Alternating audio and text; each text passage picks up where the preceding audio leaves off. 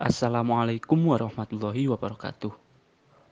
Perkenalkan kami dari kelompok 3 mata kuliah metode penelitian kuantitatif dengan anggota Mauliatul Hikmah 19140039, Alvina Damayanti 19140056, Muhammad Abdullah Nuruddin 19140067, dan Naufal Anugrah 19140088. Di sini kita akan membahas tentang hipotesis. Sebelum lebih lanjut, ada yang tahu apa itu hipotesis? Untuk yang pertama, kita akan membahas tentang definisi hipotesis. Secara bahasa, hipotesis berasal dari dua suku kata, yakni hypo yang artinya belum tentu benar dan tesis yang artinya kesimpulan. Kemudian, secara istilah, hipotesis adalah hasil atau kesimpulan yang ditentukan dari sebuah penelitian yang belum tentu kebenarannya, dan baru akan menjadi benar jika sudah disertai dengan bukti-bukti. Kemudian dalam memperjelas definisi di atas, kita juga mencantumkan atau menukil beberapa definisi hipotesis menurut para ahli.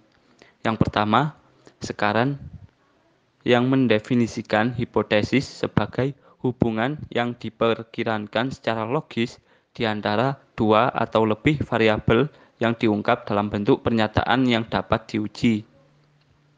Hipotesis merupakan jawaban sementara atas pertanyaan penelitian. Dalam hal ini, hipotesis sangat berkaitan dengan perumusan masalah, karena perumusan masalah merupakan pertanyaan penelitian yang harus dijawab pada hipotesis, dan dalam menjawab perumusan masalah dalam hipotesis haruslah berdasar pada teori dan empiris. Kemudian yang kedua, menurut Atmadilaga, penyusunan hipotesis berupa logika berpikir deduktif dalam rangka mengambil kesimpulan khusus dari kesimpulan umum berupa premis-premis. Adapun kebenaran logika deduktif menganut asas koherensi, yang artinya mengingat bahwa premis-premis itu merupakan sumber informasi yang tidak perlu diuji lagi kebenaran ilmiahnya. Maka, dengan sendirinya hipotesis sebagai kesimpulan dari premis-premis itu mempunyai kepastian kebenaran pula. Yang ketiga, Frankel dan Wallen berpendapat bahwa hipotesis merupakan prediksi mengenai kemungkinan hasil dari suatu penelitian. Selanjutnya yang keempat, dalam Yatim Lianto menyatakan bahwa hipotesis merupakan jawaban yang sifatnya sementara terhadap permasalahan yang diajukan dalam penelitian. Hipotesis belum tentu benar. Benar atau tidaknya suatu hipotesis tergantung pada pengujian dari data empiris. Kemudian yang terakhir atau yang kelima, Suharsimi Arikunto mendefinisikan bahwa hipotesis sebagai alternatif dugaan jawaban yang dibuat oleh peneliti bagi problematika yang diajukan dalam penelitiannya. Setelah membahas tentang definisi hipotesis, kita akan melanjutkan pada kegunaan hipotesis. Yang pertama, memberikan batasan serta memperkecil jangkauan penelitian dan kerja penelitian. Kemudian yang kedua, menyiagakan peneliti kepada kondisi fakta dan hubungan antar fakta yang kadangkala hilang begitu saja dari perhatian peneliti. Yang ketiga, sebagai alat sederhana dalam memfokuskan fakta yang bercerai-cerai tanpa koordinasi ke dalam suatu kesatuan penting yang menyeluruh. Yang terakhir, sebagai panduan dalam pengujian serta penyesuaian dengan fakta. Dalam pembahasan hipotesis terdapat 4 poin yang akan dibahas. Yang pertama, jenis-jenis hipotesis. Kemudian yang kedua, karakteristik hipotesis. Yang ketiga, perumusan hipotesis. Dan yang keempat, pengujian hipotesis. Yang pertama, terkait mengelompokkan hipotesis. Terdapat beberapa klasifikasi hipotesis Yang pertama, berdasarkan arah penolakan. Yang kedua, berdasarkan arahan atau tujuan penelitian. Yang ketiga, berdasarkan jumlah variabel. Yang keempat, berdasarkan terbentuknya hipotesis. Yang kelima, berdasarkan hubungan antar variabel. Yang keenam, berdasarkan cara memperolehnya. Dan yang ketujuh, berdasarkan jenis parameternya. Kemudian untuk penjelasan dari masing-masing pengelompokan hipotesis ini akan dibahas oleh teman saya. Monggo. Selanjutnya ada berdasarkan arah penolakan. Berdasarkan arah penolakan itu ada hipotesis one tile atau satu arah atau satu sisi. Hipotesis two tile itu dua sisi. Nah, ini seperti apa? Hipotesis one tile dan two tile itu sama-sama digunakan sebagai patokan untuk menolak dan menerima. One tile digunakan untuk menguji hipotesis yang terarah, sedangkan two tile digunakan untuk menguji hipotesis yang tidak terarah. Next slide ada berdasarkan tujuan penelitian. Nah, di sini ada directional hypothesis dan non-directional hypothesis. Itu apa sih? Atau yang biasa disebut bahasa Indonesianya hipotesis direksional dan hipotesis non-direksional. Hipotesis direksional itu adalah sebuah pernyataan akan hubungan antara dua variabel atau membandingkan dua kelompok dengan istilah-istilah ya, istilah-istilah yang positif, negatif, dan lain sebagainya. Lalu untuk non-direksional itu adalah yang mengendalikan hubungan atau perbedaan ya, hubungan dan perbedaan dari variabel antar variabel tadi. Selanjutnya ada berdasarkan jumlah variabel. Berdasarkan jumlah variabel ada simple hipotesis dan kompleks hipotesis. Simple hipotesis itu apa? Simple hipotesis adalah menspesifikasi sebenarnya secara khas atau mendalam. Artinya berdasarkan hipotesis itu mengetahui menggunakan variabel yang tidak terlalu banyak tapi dengan sangat mendalam gitu. Lalu untuk hipotesis kompleks atau kompleks hipotesis itu disebut juga dengan hipotesis yang multivarian dan menggunakan lebih dari dua variabel. Umumnya hipotesis kompleks akan menggunakan dua atau lebih variabel independen serta satu variabel dependen. Selanjutnya, berdasarkan terbentuknya hipotesis. Yang pertama ada null hipotesis dan research hipotesis. Null hipotesis itu kalau dalam bahasa Indonesia biasanya dituliskan dengan nol gitu. Null hipotesis atau hipotesis nol yang menyatakan tidak adanya hubungan antara dua variabel yang diteliti, antara variabel independen dan variabel dependen. Contohnya seperti apa? Contohnya tidak ada hubungan antara warna baju dengan kecerdasan manusia gitu. Lalu yang kedua ada research hipotesis atau hipotesis penelitian. Hipotesis penelitian adalah hipotesis kerja, yaitu hipotesis yang dirumuskan untuk menjawab permasalahan dengan menggunakan teori-teori yang ada hubungannya dengan sesuatu yang nyata, dengan masalah penelitian yang belum berdasarkan fakta itu dan didukung dengan sesuatu yang nyata di lapangan, seperti itu. Selanjutnya, berdasarkan hubungan antar variabel, itu ada hipotesis deskriptif, hipotesis komparatif, dan hipotesis asosiatif. Hipotesis deskriptif adalah jawaban sementara terhadap rumusan masalah, mendeskripsikan, tapi itu bersifat sementara. Lalu untuk hipotesis komparatif merupakan jawaban sementara terhadap masalah komparatif. Dan untuk hipotesis asosiatif adalah merupakan jawaban sementara terhadap masalah asosiatif, seperti itu. Nah, untuk perbedaannya sendiri, hipotesis deskriptif sama komparatif itu terdapat dari nilai variabel satu sampel walaupun di dalamnya bisa terdapat beberapa kategori. Jadi perbedaan dari tiga ini dari nilai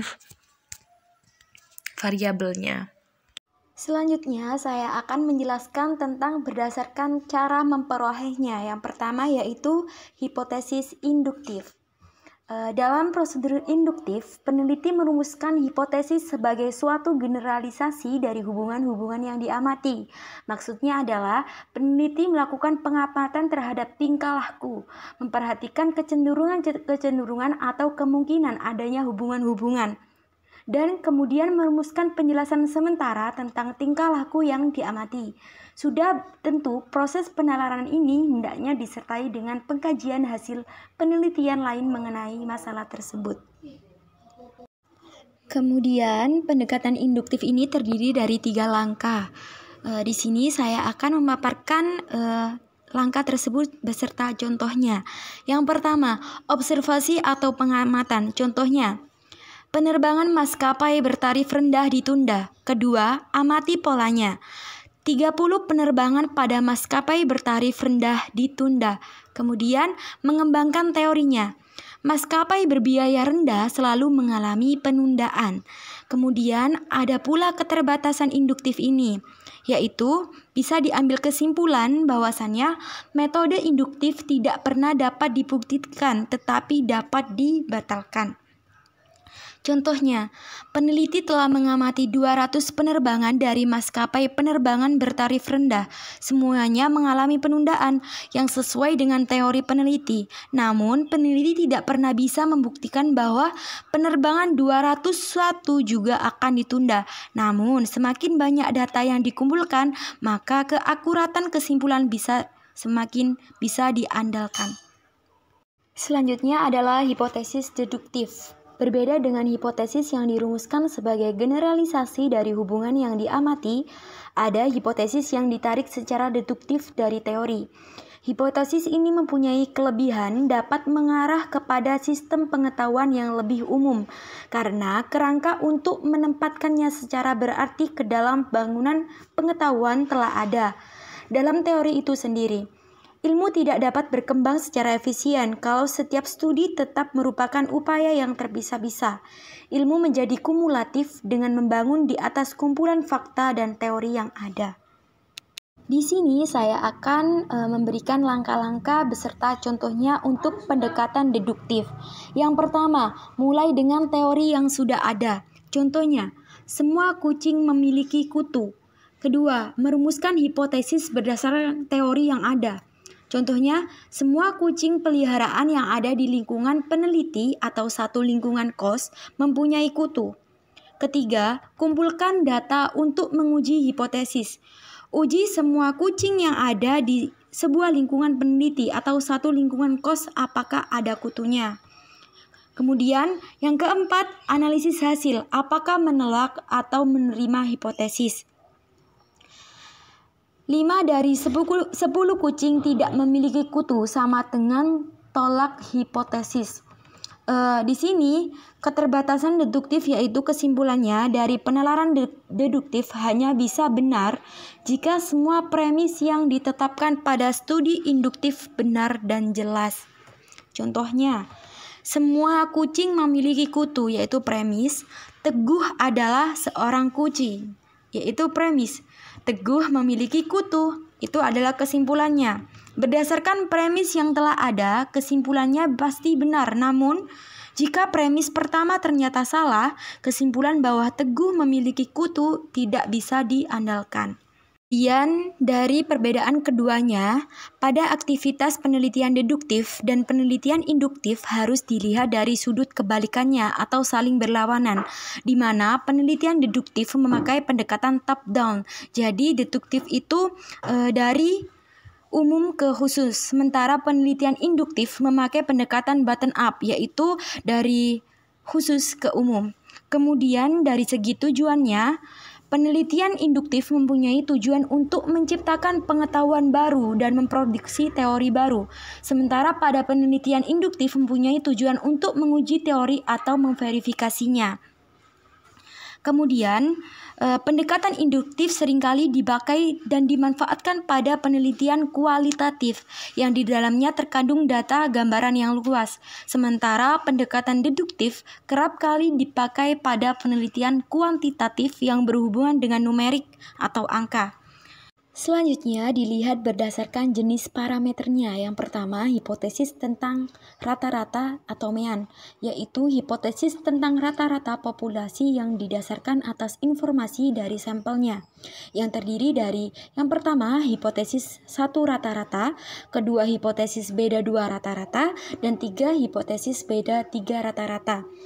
Kedua, hipotesis tentang proporsi, yaitu hipotesis tentang proporsi populasi yang didasarkan atas informasi dari sampelnya, yang terdiri dari hipotesis 1 proporsi, hipotesis beda 2 proporsi, dan hipotesis beda 3 proporsi. Yang ketiga, hipotesis tentang varians, yaitu hipotesis tentang varians populasi yang didasarkan atas informasi dari sampelnya, yang terdiri dari hipotesis 1 varians dan hipotesis kesamaan 2 varians.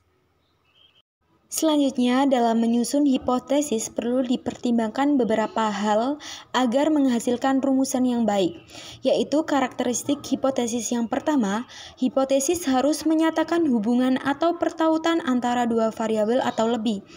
Kedua, hipotesis harus sesuai dengan fakta. Ketiga, hipotesis harus sesuai dengan teori. Keempat, hipotesis harus dapat diuji. Kelima, hipotesis harus sederhana dan dirumuskan dengan jelas. Keenam, hipotesis harus dapat menerangkan fakta. Dan yang terakhir, hipotesis dinyatakan dengan kalimat pernyataan yang bersifat deklaratif atau bukan berbentuk pertanyaan. Selanjutnya ada perumusan hipotesis. Dalam menggali hipotesis, peneliti harus yang pertama mempunyai banyak informasi tentang masalah yang ingin dipecahkan. Di sini saya mencontohkan sebuah judul penelitian yang berjudul efektivitas layanan BK terhadap peningkatan percaya diri. Jadi di sini peneliti bisa mencari informasi mengenai layanan apa saja yang diberikan oleh guru BK di suatu sekolah dasar yang ingin diteliti. Bisa juga mencari tahu apakah layanan BK ini digunakan dengan baik oleh para siswa di SD tersebut atau tidak, dan lain sebagainya. Kemudian peneliti juga bisa mencari tahu tentang psikologi anak di suatu kelas di SD tersebut dan lain sebagainya. Kedua, mempunyai kemampuan untuk memeriksa keterangan tentang serta hal-hal yang berhubungan dalam masalah yang sedang diselidiki. Jadi, jika di suatu sekolah dasar tersebut terlihat bahwa ada masalah mengenai layanan BK karena guru BK bukan seorang guru yang fokusnya kepada bimbingan konseling, namun semua guru di SD tersebut bisa menjadi guru BK sesuai dengan jadwalnya. Peneliti bisa melakukan pengecekan riwayat pendidikan guru tersebut dan lain sebagainya untuk mengetahui keterangan tersebut benar atau tidak. Yang ketiga, mempunyai kemampuan untuk menghubungkan suatu keadaan dengan keadaan lainnya yang sesuai dengan kerangka teori ilmu dan bidang yang bersangkutan. Jadi, dari teori-teori ilmu yang telah didapatkan dapat dihubungkan langsung dengan permasalahan yang diteliti di kemudian hari. Selanjutnya, pendapat lain mengatakan bahwa cara orang merumuskan hipotesis itu tidak ada aturan umumnya. Namun dapat dikemukakan saran-saran sebagai berikut. Yang pertama, hipotesis hendaklah menyatakan pertautan antara dua variabel atau lebih. Dua, hipotesis hendaklah dinyatakan dalam kalimat deklaratif atau pernyataan. Tiga, hipotesis hendaklah dirumuskan secara jelas dan padat.